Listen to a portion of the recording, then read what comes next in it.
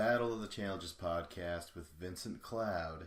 Champs versus Pros, Episode 5, Immovable Objections. I want to start off the show with, basically, this is my idea. UFC poster promotions. If you don't know what the UFC is, what really does matter is that they have some awesome posters and they just put like the headliners on it, like no duh, that's how you do it. So if MTV were ever to get off their fucking asses and start promoting the challenge, which you would think they would want to do, again, this is kind of tying into this episode as well because like it was not viewed by many. The numbers have actually kind of fell a little bit since episode 3. I think episode 3 so far has been their peak in terms of views anyways. And holy shit, UFC poster promotions. They put the face on the poster. Could you imagine that? MTV, they finally start promoting correctly. And you can do it with this. Who would be on that poster for the season or the DVD? Or who would be on at least for the cover of this particular episode? No matter what, it would totally be Old Man Logan. I mean, CT. Yeah.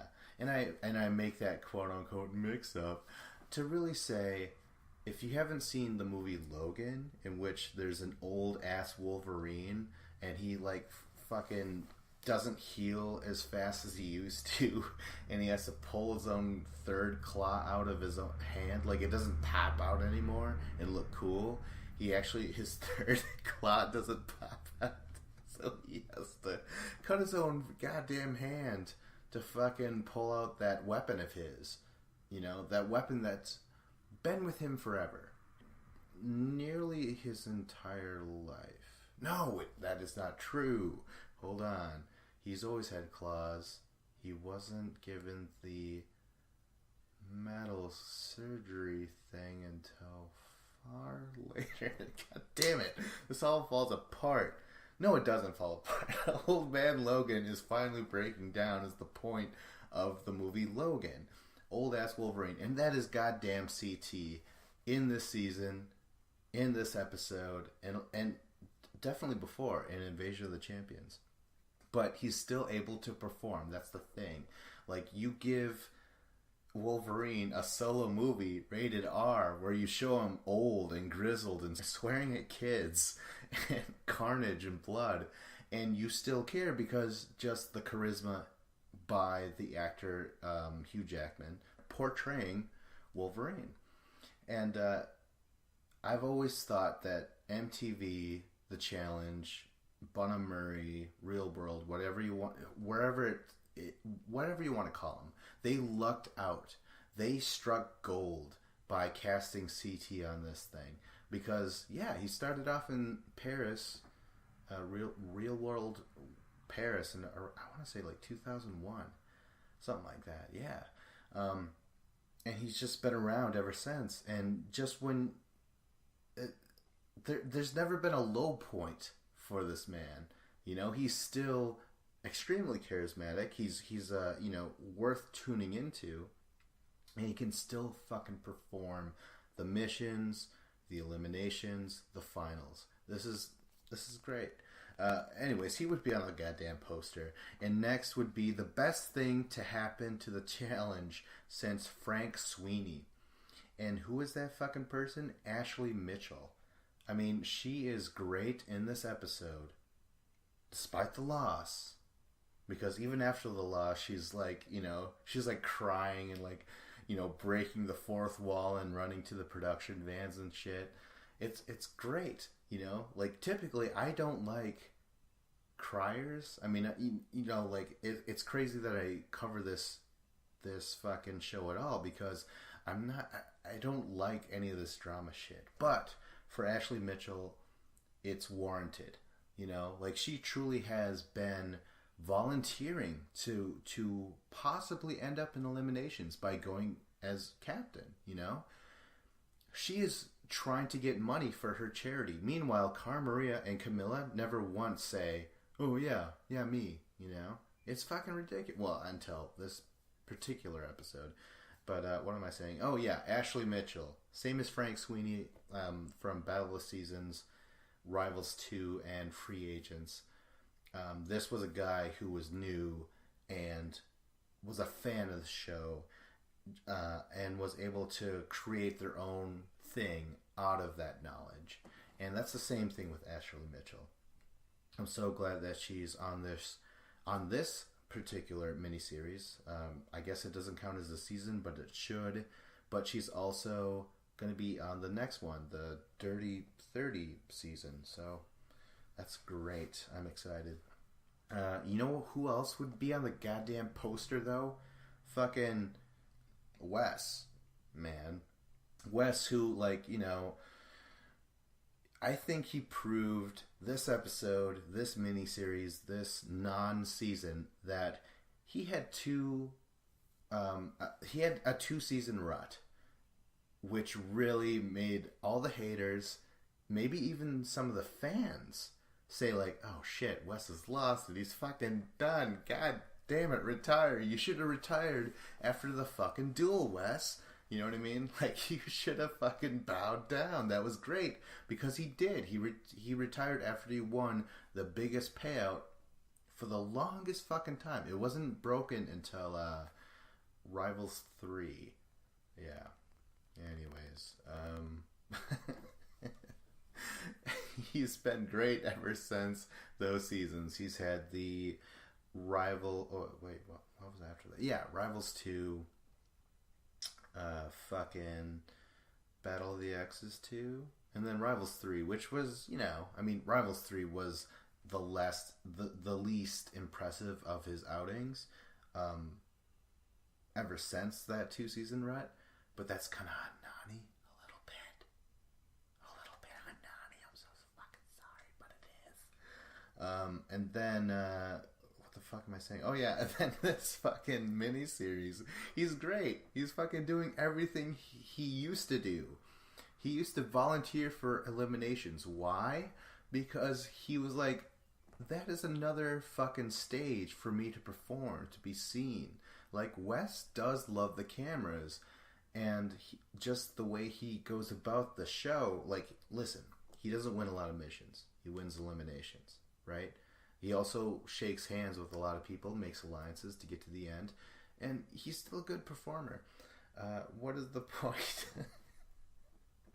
The point is that Wes is back. He never really left, is the thing. I just call him 2-season rut Wes, you know, because up until the 2-season rut, he was just so relevant to everything that was going on. He was part of the plot line, whether you liked it or not. It was great. Anyways, Wes is on the poster, and also is goddamn Lolo Jones, who is... She basically guaranteed a Champs vs. Pro Season 2. I swear to fucking God. Fucking put that on my goddamn tombstone. Years later, when it never fucking happens, and they're like, no, he said it on a goddamn podcast. I don't know how it was legal, but it was. But no, honestly, there's going to be another Champs vs. Pro season, because I believe, I don't know who told me, god damn it, was it Dave or Matt? Someone who isn't here today, but they said, yeah, apparently the pros weren't supposed to get very serious or get, you know, like really get involved, possibly get injured on this thing, but they couldn't help it. That natural competition rose inside of them, because like, look at the champs, the champions, that this nearly perfect cast that was put next to them, and they're like, holy shit, we are not going to bow down. Like, they're fans as well. I'm goddamn sure of it. Champs versus Pros Season 2. Lolo is not supposed to hurt herself. She only gets 6 days to do this sort of stuff, right? She's never going to be on Season 31 or Season 32. It's just going to be another Champs versus Pros season. So there you go. Thank you very much, Lolo Jones, for everything that you have done and continue to do.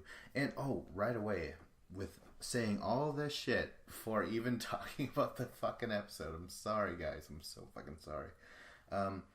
I would say do this, cast that next season, despite the ratings, because, yeah, I'm not gonna lie, the ratings are fucking low.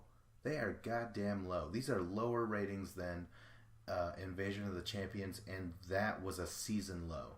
You know, like, this is a miniseries. I figured it would pop a little bit more, but it hasn't.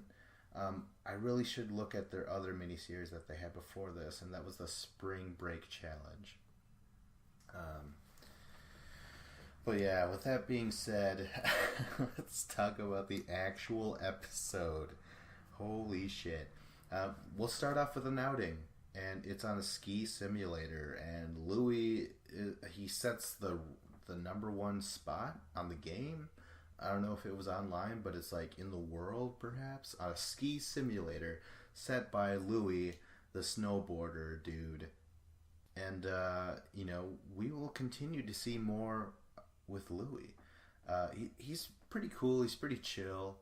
You know, he's pretty gnarly. You know, perhaps a little radical. You know what I mean? He just comes off real fucking chill. You know? And he's sort of been in the background for me. You know, just token one up. Just like, yeah, fucking, look at Lolo, man. She's fucking, oh my god, did you see what he's fucking did? Wes called up with that. Oh shit. Fuck. Hey, fucking Gus, come here. Come here, man. Fuck your boyfriend soon. Never mind. So, anyways, they show Louis not that far later in the episode before the mission, and he's like psyching himself up, and he's got his braids out. And I'm like, holy shit, he's got long ass hair, and they're in braids, and he's just like fucking getting stoked up. He's kind of rocking back and forth, and Lolo and Lindsay are meanwhile just watching him, and they're just talking about competition. And then that soon kind of bleeds into their own conversation of saying like, hey, listen, you know what? We were bumping heads, but, you know, you are like me. You know, we do get heated. We do feel that surge of emotion or whatever it is, adrenaline. Maybe it's all mixed together to just really get the job done. And the challenge forces us to act in a way that we're going to butt heads. You know, that is the show. And Lolo is like, you know what? I came in here with great respect for her because we were both at the Olympics, or not, maybe not at the same Olympics, but they definitely both failed at an Olympic event at like a crazy error. You know, I guess Lolo Jones tripped or knocked over the 9th hurdle. I don't know how significant that 9th hurdle is, but she made a point to say, hey, it was the 9th, asshole. You know, do it right. I'm like, asshole? Oh, shit. I'm just trying to fucking podcast. I'm sorry. Alone. You know, fucking DJ Matty Nice and Hardcore Dave are nowhere to be seen. And, you know, if you enjoy this podcast, that's great. But I hate podcasting alone. Oh, shit. So anyways, you know, we're seeing a lot of Louis. And with the braids and shit, and right away I'm like, you know what? He's fucking gone.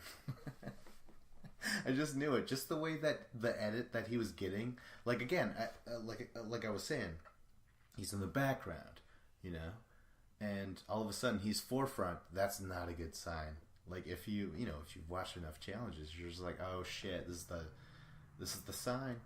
This is the prophecy right here. If you get all of a sudden get a lot of camera time, you're fucked.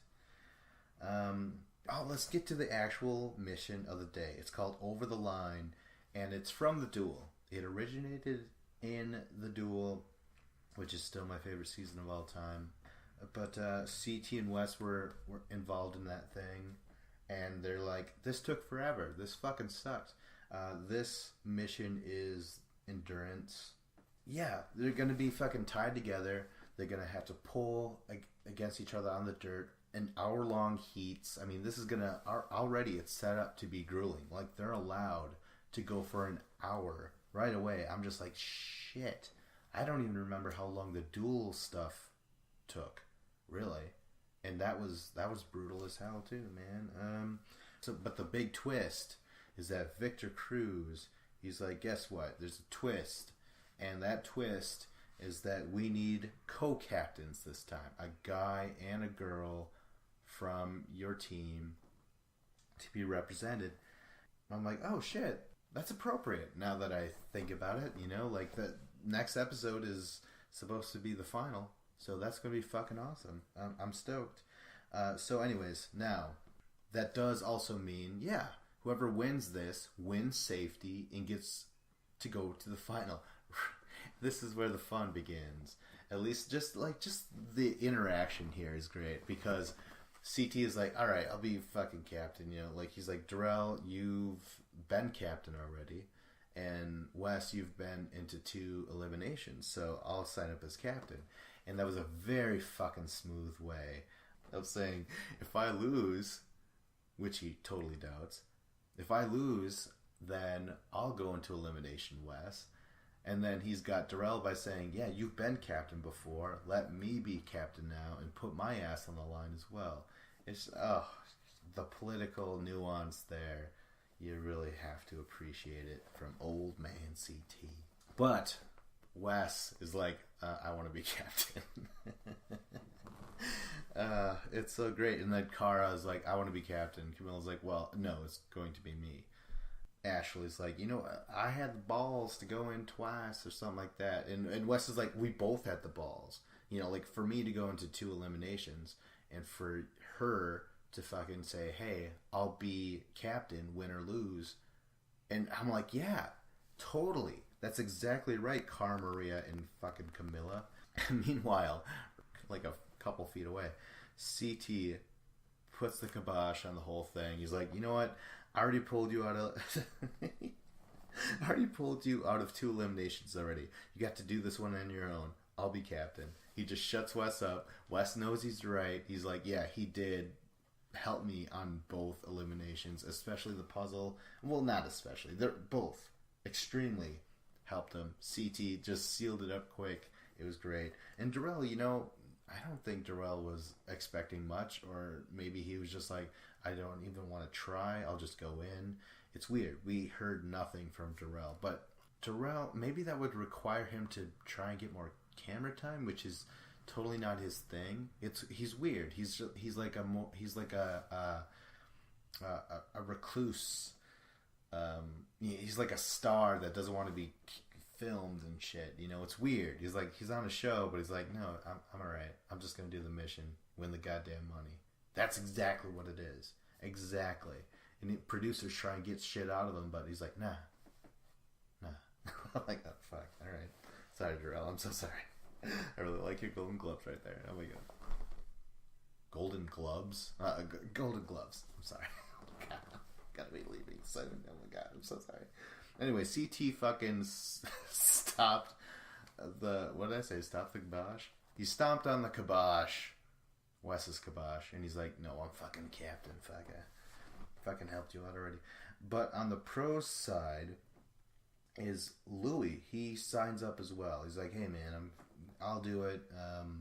I think Cameron says, yeah, win or lose, let him try and get the 5,000. I'm here to go for the 100,000. And then Lolo, which is appropriate. It's weird because she's always saying like, oh, I gotta go into eliminations and I haven't gotten any money from my charity. But is this not the very first time that she's volunteered to be captain? Because this entire season, if you do lose, I mean your team, if you're losing captain, you have to go into elimination automatically.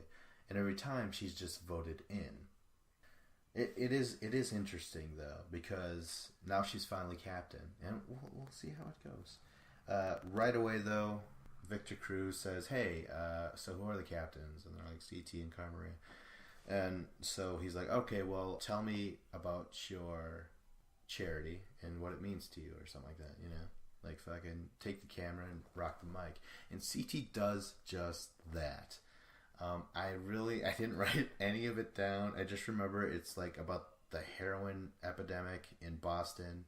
He's like something about like a mile long thing, neighborhood or whatever. I'm not really sure. But this is doing such a huge disservice to what CT did, what he said, what it represents. I'm just like, Jesus Christ. Like he totally sold me. I'm like, I should fucking donate to that thing. I mean, like, hey, opiates in general have taken over America by fucking storm. There's a stronger word for what it's doing to America in a stranglehold, a chokehold, something like that, and also poking its eye and taking its eye and shit like that. So, anyway, CT, he's like, yeah, he says this amazing goddamn speech that I cannot replicate. You ever, does anyone know Tenacious D, the tribute song, where they're like, yeah, I couldn't remember the greatest song in the world, but we sang it to save our lives from the devil. But we cannot remember a single goddamn note, but we wrote it, pulled it out of our ass. This is kind of similar. CT says amazing shit, and I just don't remember what it was. I just remember liking it, being moved.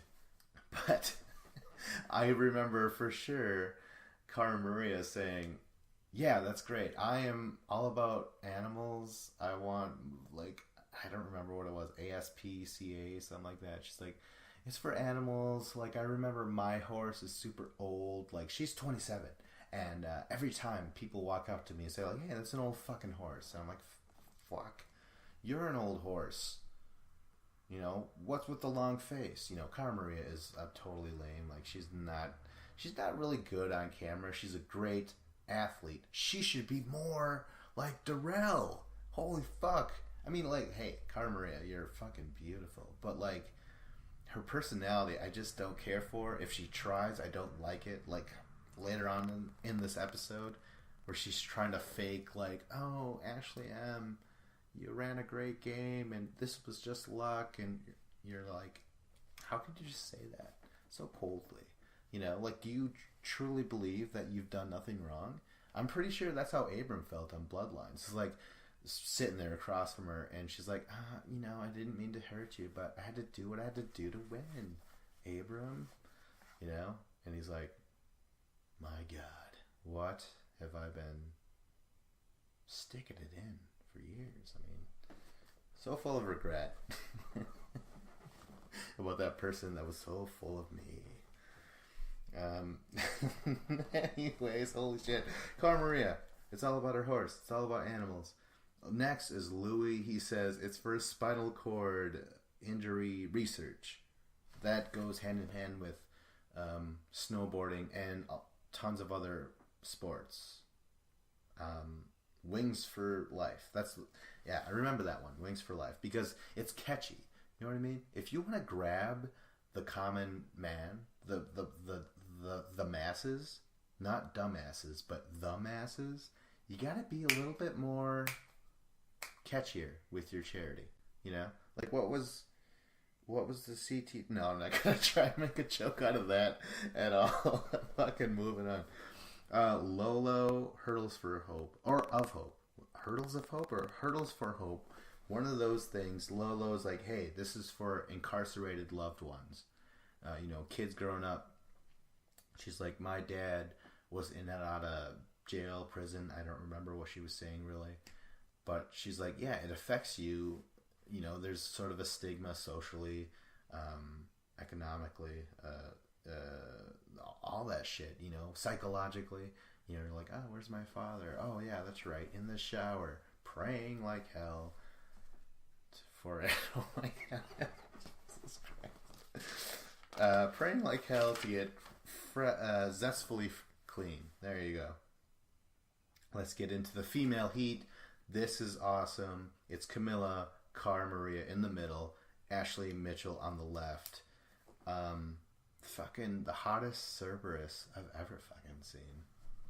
I would hit that doggy style. Now, if you know what a Cerberus is, and if you know your Greek mythology, it's like a hint right there with the Greek mythology and stuff like that. Versus Louise, Lolo in the middle, and Lindsay on the right. Her right. Who's right? Lolo's right. and they're pulling. I'm sorry. I realized when I was laughing, the chair was like that. Hold on. Yeah, that's so fucking stupid. But you know what though? With these women, these pro athletes, comes incredible knowledge. Because this is year long trying to do this one thing, and it's fucking sprints. So they're like, you know what, we're gonna go for a jolt at the very goddamn beginning. They do that. They totally pull the champion women back And within 6 minutes, the champion women are pulled completely back. The pro women, they do it again. This is not a surprise. I've really been let down by the champion women athletically. And mine is Ashley Mitchell, personality-wise. I'm like, God, for Camilla, Dave said it best. Take away the liquor bottle out of her hand, and what is she?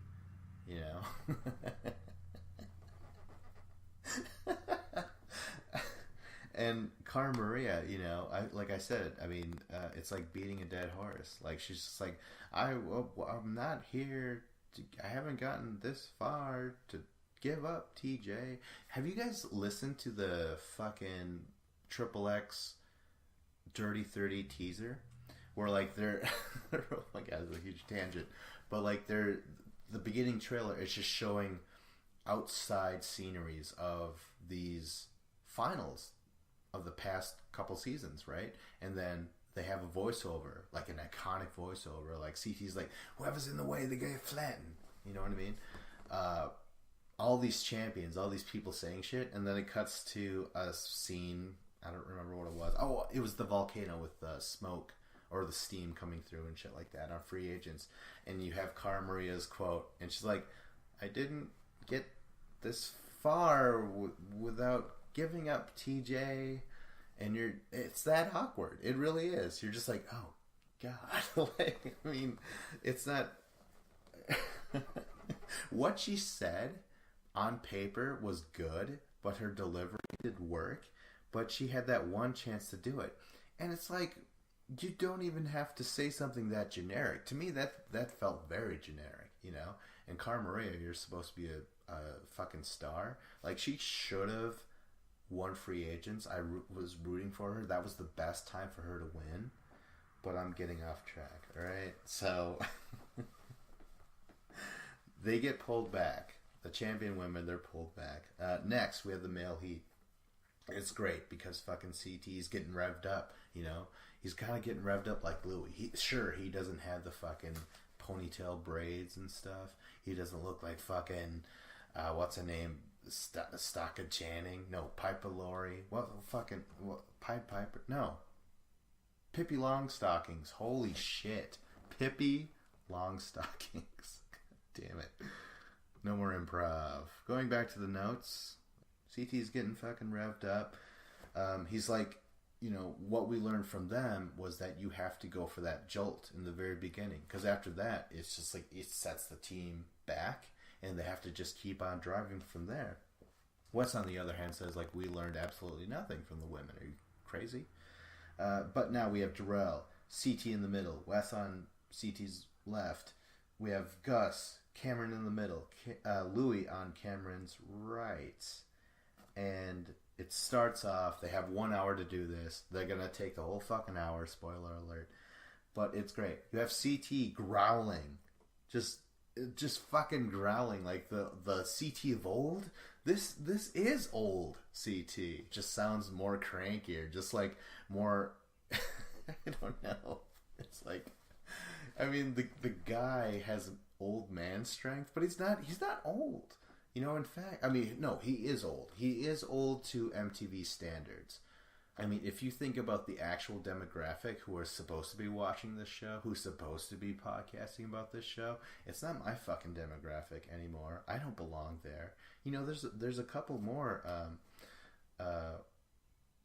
Holy shit! Most of the best players on the show are not in that demographic, so that's interesting to me. But with this, you got this fucking old-sounding, kind of old-looking behemoth. It's great. This is great fucking television. That's all I gotta goddamn say. So, anyways, within 31 minutes, right? Darrell, CT, and Wes, they got a lot over Cameron and Gus and Louis. Because Gus and Louis, I don't want to say they're the same size, but they're definitely smaller dudes. And Cameron's a huge fucking ex-NFL player. And I'm like, oh shit, this is going to be great. And it is. But you got CT, who is just...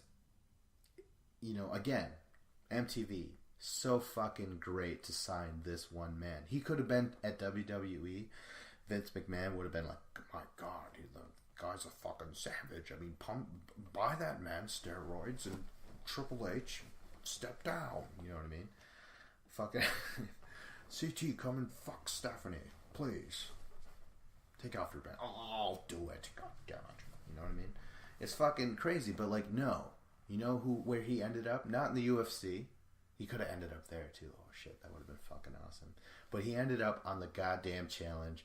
This is great. This is fucking awesome. This is why I'm a fan. This is why I'm tuning in week after week, podcasting week after week. So, but at 31 minutes, I think it's Gus who has the idea of like, let's swing over to the weakest side. That's Wes. Let's swing over there.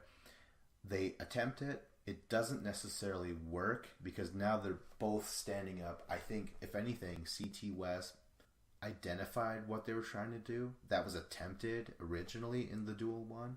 So they just knew how to course correct or knew how to just go for it then.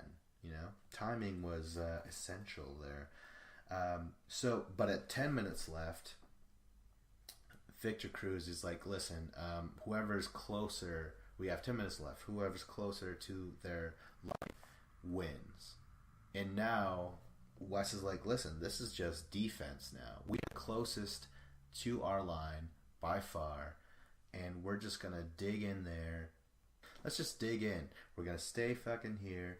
And this, 5 minutes left, is where Cameron comes alive. Despite everything that they've been doing for the past fucking 55 minutes, Cameron stands up, runs and leaps. He starts yanking the shit out of the fucking rope. CT cries in fucking pain and anguish because he's amounts of force, professional level forces getting pulled at him. Remember, everyone's saying how the what do you call it, the straps, how you're strapped in and stuff, the shoulder straps are just cutting into you.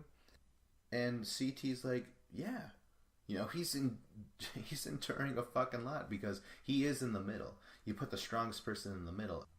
It's glorious to behold.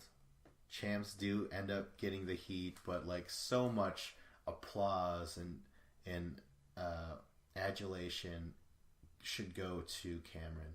That was amazing. That was fucking brutal and showed a lot. You know, sometimes it's not all about the fucking wins.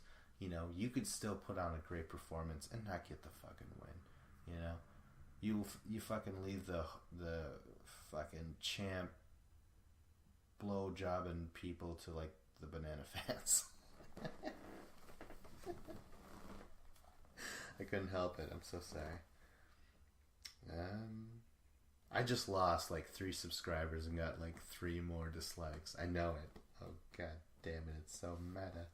Anyways, the champs fucking won, and CT is sweaty and beaten. He hugs Cameron. He's just like, god damn it, like this is like he was beaten so bad. He still withstood the test of Cameron. And he's got bloodshot eyes, and he's like, I can't feel this part of my body anymore. And his fucking voice is the most grisliest I've ever heard it before. It's fucking magic on screen. It's great. So, since the champ men won round 2 and the pro women won round 1, we're at a tiebreaker. So, we decide, yes. It's going to be a tiebreaker round. Just 10 minutes. Captains versus captains. Holy fuck. CT and Carmaria versus Lolo and Louie. Right away, I'm like, oh my god, Louie. I mean, he's tough. He has proven himself, you know. And CT at this point, he's just like, he says, can I get like fucking a minute? Like I fucking went through hell and back, motherfucker, you know? Like he really wants to fucking rest. And he looks haggard. Like CT looks absolutely haggard right now. But Carmaria, she's like, all right, we're going to do this. I'm going to grunt when you grunt. We're going to pull together. And that's exactly what happens. This is Boston strong. Champs win. Lolo, she did try. Louie fucking tried as well. You know, it's just that had they known it was going to come down to the captains. Holy shit. Obviously, you put in Cameron, you know? That would be the ultimate fucking test. Could you imagine that? That would have been so much better. But it's fine. I'm a bigger fan of CT. I'm glad for him to come out with this win. And, like, Darrell's super happy, too. Like, this means you're going to go to the finals, you know, with CT. After this, like, Darrell hugs Wes. He's like, can I get a hug? And Wes hugs him. Because it was something just so special on screen. I'm sorry. This is just like doing this by myself. I get so fucking bored. And I start thinking about what exactly I'm saying. Like, what the fuck? What? You know? I start picking on myself. I have to provide my own Dave Lauer. Dave Lauer likes to argue with me and make me question my goddamn insight into the goddamn show. All right. Pushing him out of my mind. Champs versus pros in elimination. Oh my god, that's the new goddamn quiz. Victor Cruz, he says that. So that means Cara must choose. Someone from her own team is going to go against the losing captains. That means who's going to go against Lolo right now? Cara has to choose between Camilla or Ashley Mitchell. Cara says, you know what? Like, Ashley Mitchell, I would feel like a bully because she went into 2 already. By being captain, knowing full well, if she were to lose, she would be going into elimination. But this is the final one, and Cara Maria's like, you know what, though? I really know Camilla a long time, and I want to run a final with her. So she chooses Ashley Mitchell. Ashley Mitchell gets pissed, rightfully so.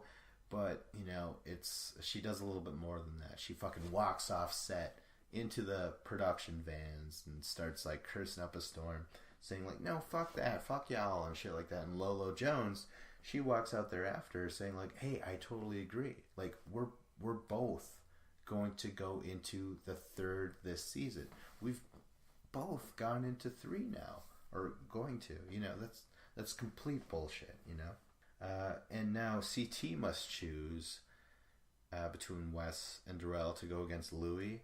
And CT's like, oh, God, I don't fucking know. Like, how do I fucking decide and shit like that?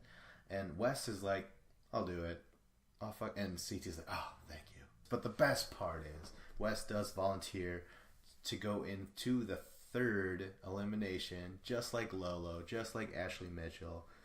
And what Wes says is like, you know what? I know CT outside this show. He's a real friend. I think he might have said that, but he's like, the best part was, he's like, yeah, well, you know, I know him outside the show. We've been through some really cool stuff together. I'm like, holy fuck. I wish I could fucking say that. To say, like, you know, like, I can't say, like, hey, my friend here, we've been through a lot of cool stuff together. No, we haven't. I mean, we've drank a lot, sure, but that's not cool. I mean, it can be cool, but, like, it's more of a side dish of cool, right? That can't be the coolest part. It's just like, oh my god, I got so goddamn wasted. It's burning bridges of old.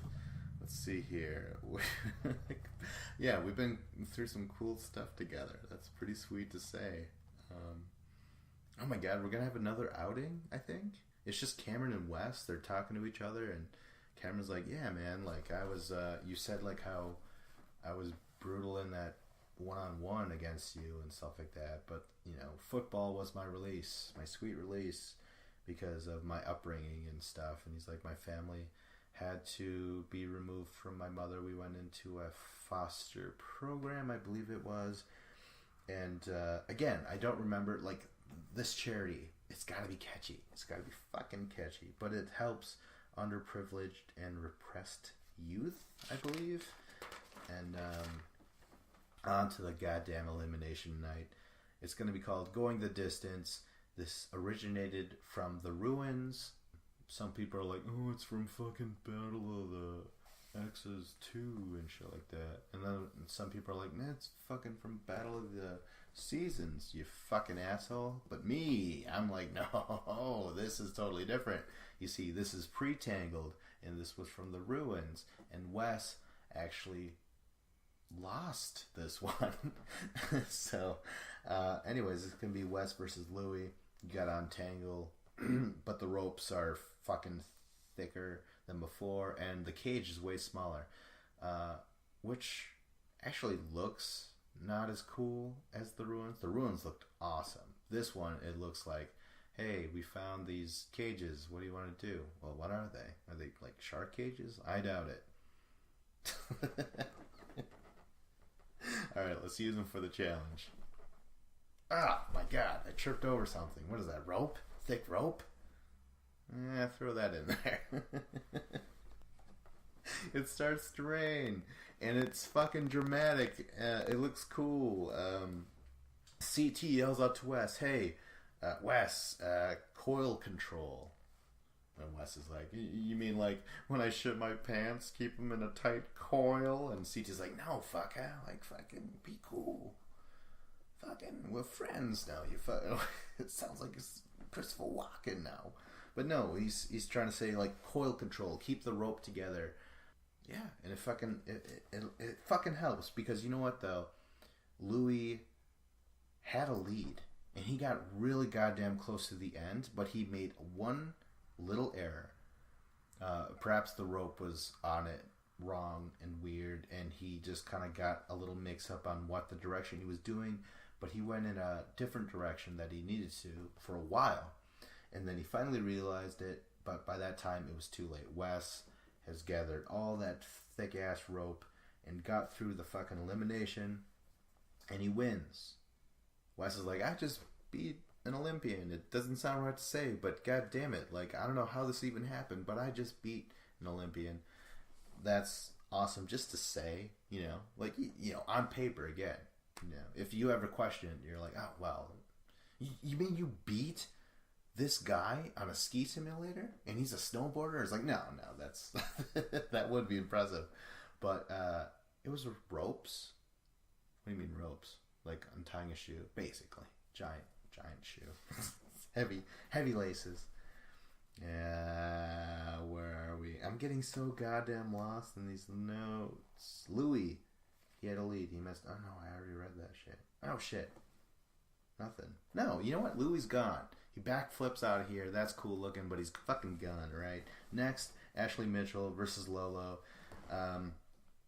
Again, this is in the rain. This is brutal. This requires a lot out of people, you know? Like, fucking all the praise for these competitors in this elimination. I just remember Ashley M wrapping herself up in rope and just tossing her entire body into the center just to get all that rope transferred as quickly as possible. That was very impressive. But Lolo does win. And, man, it's a crushing defeat. It's not surprising, yet at the same time, it's like, I wouldn't be surprised either if Ashley was able to get the upset, you know? Ashley Mitchell is just that sort of special new player. But Ashley Mitchell, she loses, she cries, but you know what? I am not mad about this. This is not embarrassing crying, you know? Like, you ever watch The Inferno 3 and Rachel, an ex-army woman, loses to Jen and she starts crying and she's like, oh my god, I lost to a fucking civilian and shit like that, and that was embarrassing. Yeah, she ran off set, you know? Ashley Mitchell, she does run off set twice. She double dips. But you know what? Something good comes out of it. And by good, I mean fucking comedy. CT's in the back of the van where they're trying to console her and shit. And he wakes up and is like, oh, fuck. Hey, can I just get by? You guys could fucking finish your fighting or whatever. Thank you. And he walks by. And it's hilarious because it's undercutting the whole drama of Ashley Mitchell. But I'm also like, wait a minute. The timing doesn't sync up. Like, because Ashley Mitchell left to the vans, how did CT just all of a sudden get like, oh, fucking tired, eyelids fucking heavy and shit like that, and he walks into a van. You know what I mean? I guess I'm like, was that staged? I mean, that was beautifully staged, but it's still, I have questions. Maybe it doesn't matter. Maybe this thing is choreographed like Birdman. Anyone watch Birdman? where it's filmed in one take, but the timing doesn't make any sense because it's a surreal movie, obviously. So like, there's a lot of people like moving around, hustling to get into the next scene. This episode was very much like Birdman. Ah, Jesus Christ. Okay, so anyways, Ashley Mitchell, though, when she was breaking down crying and shit, I mean, the pros totally had full heart for her, right? CT, Darrell, Wes saying like, hey, Wes is like, hey, you impress me. I am so proud of you. Darrell's like, you can't teach heart and shit like that, you know? But what the fuck does Camilla do? She walks up to Ashley, hugs her, and says, hey, you know what? That was the hardest shit I've ever had to do. She said that because she competed in the same elimination. Is that what she's saying? Like, what the fuck was that? Like, that has nothing to do with what Ashley Mitchell just partook in. Like that, I'm just like, oh god, that kind of failed, didn't it? And then Cara Marie comes up, and that's when she's like, yeah, you fought a hell of a game. You did nothing wrong. It's luck. You know? It's luck. No, it's not luck. It is you choosing to put her in and being an asshole. Yeah, you should fucking feel like an asshole. Like, you could have put Camilla in, played it right, argue with Camilla, make that a drama thing. Maybe the two of you could be in Rivals next. You know what I mean? Or no, is the Laurel and you fighting the next ultimate move or some shit? Oh yeah, okay. So anyways, Ashley Mitchell, she does show back up for oh my god, and this is totally perfect. It's worthwhile. Victor Cruz, he announces that, like, you know, Ashley Mitchell, you're gone, and Lolo Jones, you won $5,000 for your charity because you won the elimination. I think that's what it was.